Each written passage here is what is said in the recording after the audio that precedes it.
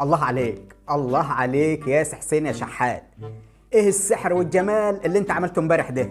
بقول لك ايه، احنا من هنا ورايح هنسميك حسين مدافع، ولا اقول لك هنسميك زي ما الكابتن مدحت شلبي قال حسين المليونير، عشان احنا اللي شحاتين. الحمد لله، ده فضل ورضا من ربنا، ده بسبب بركة دعاء الحاج أمي. بس أنا زعلان، كان نفسي أجيب هاتريك وكان يبقى اسمي حسين هاتريك. تتعوض يا سي حسين، المباريات جايه كتيره. بقول لك ايه، امان عليك تصارحني وتقول لي كنت بتتكلم انت وزيزو بتقول له ايه ساعه كنتوا واقفين في الممر قبل الماتش ما يبدا.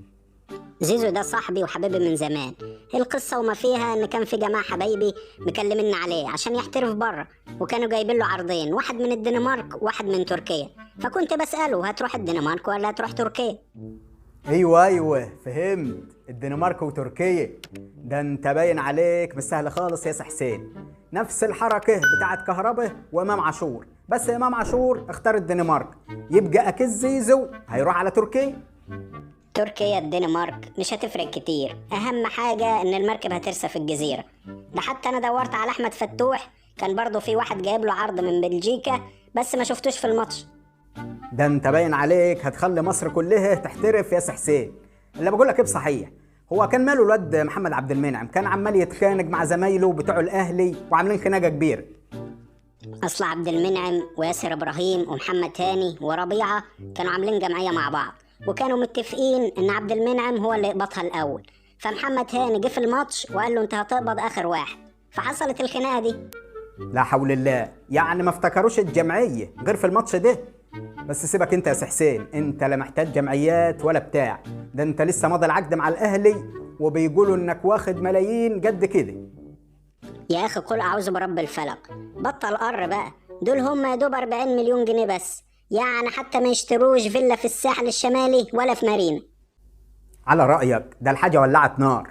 وبعدين الصراحه يا سي حسين انت تستاهل ال 40 مليون دي واكتر، لان انت دلوقتي بقيت المدفعجي رقم واحد في النادي الاهلي.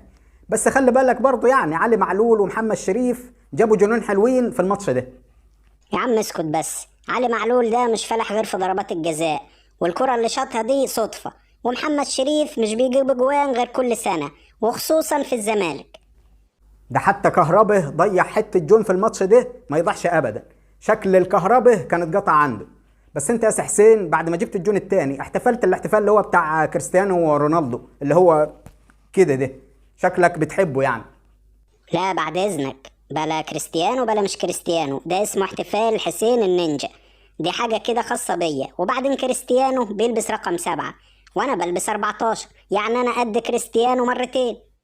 ماشي يا عم النينجا، وعلى رأي سجفشة الخوف مش من اللي جاي، الخوف من اللي بعد كده. اللهم صل وسلم وبارك على سيدنا محمد. لو الفيديو عجبك ما تنساش تعمل لنا لايك وشير، وتعمل لنا متابعة على صفحتنا على فيسبوك.